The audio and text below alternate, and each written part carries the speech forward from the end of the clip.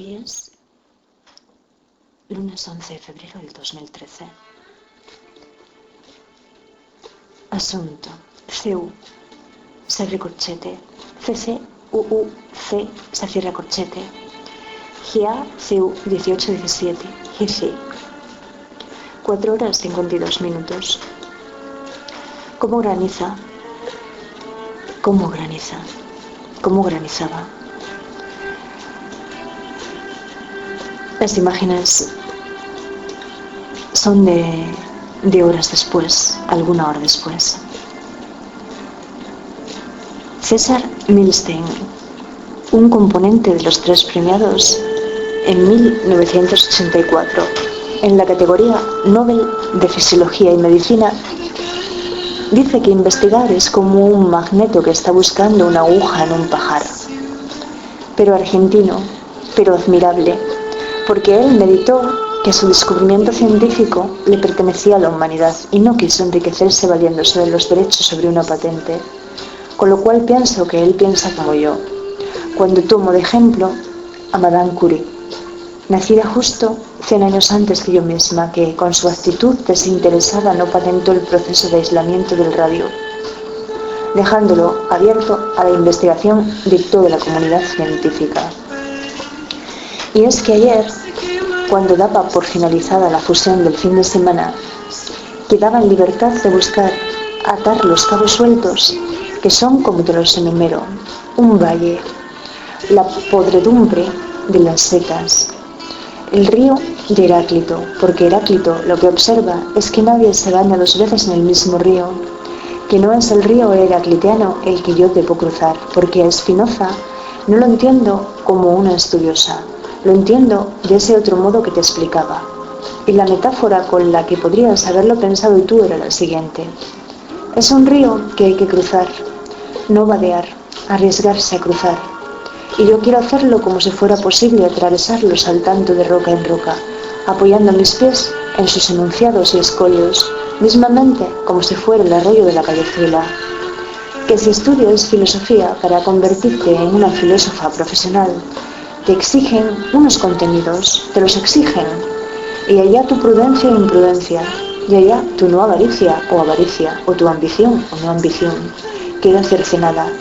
Así que inmediatamente pensé en las quimeras, porque yo los lenguajes sónicos los había estudiado, y conocía el hecho de que los sufijos que en inglés tal vez se distinguen en español difícilmente. Así que cuando yo tomaba a hibridoma como ejemplo, lo tomaba en el sentido en el que el neologismo genoma lo hace derivar en conjunto de categoría a la que corresponden el proteoma, el transcriptoma, el mitocondrioma, el genoma, el plastoma, el ambientoma, el flujoma, el orfoma, el operoma, el reguloma, el secrecioma, el transportoma, el pseudogenoma. Pero existen desde antes 2 clásicos sufijos en el lenguaje médico. Uno, cuando se dice en cromosoma, que me explican que se refiere entonces al cuerpo de, pero el más identificado por todos tal vez sea el sufijo maligno, que significa tumor, como el sarcoma. Y la mención mental a la quimera fue concluyente, porque inmediatamente conocía qué es para la ciencia el hibridoma, que el estremecimiento de la verdad me tuvo en suspenso durante horas, que es la ventaja ahora de reconocerlo desde la fuente del truébano y el paso por ella de Jaco, que no es como el estremecimiento que te recorre íntegra cuando eres consciente de que tu vida se encuentra en peligro, el temblor del ser, ese temblor de la crisis vital o bien del instante de peligro, ni como el estremecimiento de la vergüenza, del que ya sabes que yo siempre me muestro muy pendiente y que lo prefiero a la soberbia, porque en la vergüenza uno es libre de encontrar el sendero de la enmienda desde una conciencia de humildad, y en la soberbia solo habita el espíritu de la violencia. Así que clon, que procede del griego, solo quiere decir retoño.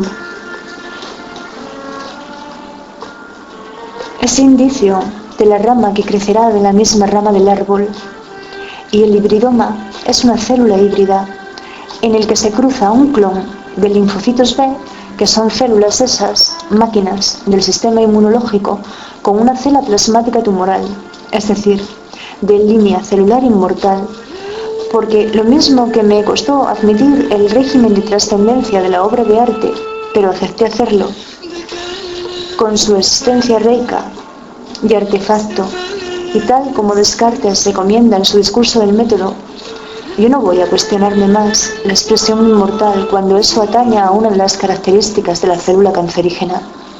Pero sí que voy a diferenciar entre el régimen de inmanencia y el régimen de trascendencia, como Luis me induce a considerarlo a través de la existencia de la obra de arte. Y fue un placer descubrir a Milstein y escucharle hablar de la educación. Y quisiera ver Fueguitos, que es un documental basado en su vida, pero que también lo está en el cuento de Galeano. Y la sangre hay que entenderla como un tejido, que seguro que a muchos nos será difícil enfocarla así, como un tejido conjuntivo especializado donde hay fase sólida y fase líquida. Y la sangre produce anticuerpos, que era lo que estaba estudiando Milstein. Las inmunoglobulinas y los anticuerpos son las proteínas encargadas de combatir la presencia de antígenos o cuerpos. Bueno, yo tengo otra versión de esto. En el cuaderno, sí. Un segundo.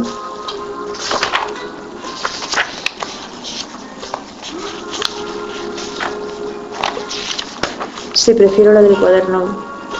Y la sangre hay que entenderla como un tejido que seguro que a muchos nos será difícil enfocar.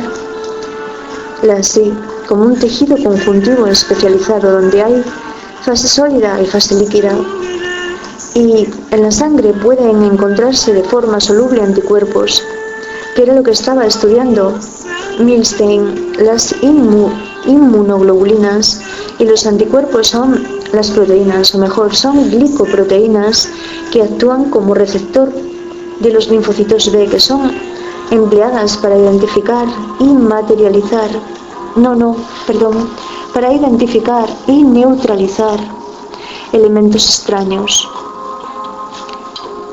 Voy a volver a repetirlo. Y en la sangre pueden encontrarse de forma soluble anticuerpos, que era lo que estaba estudiando Milstein, las inmunoglobulinas, y los anticuerpos son las proteínas, o mejor, son glicoproteínas que actúan como receptor de los linfocitos B, que son empleados para identificar y neutralizar elementos extraños. Y antes de Milstein, el hibridoma y la producción de los anticuerpos monoclonales, él dice que hay que imaginarse una cena de etiqueta y copiosa, con platos como los que sirven en esas cenas, delicadezas para el paladar, con primeros y segundos a elegir, y el postre, y los vinos, y el café, y los licores. Y de repente un camarero se acerca a la mesa con un gran recipiente y lo vierte todo en él, todo revuelto, y a cada comensal le sirve un plato. Que eso era lo que sucedía con los anticuerpos que nos suministraban antes de su descubrimiento compartido, que fue por lo que le concedieron el premio Nobel en 1984. ¿Y quiénes fueron sus compañeros? ¿Quiénes?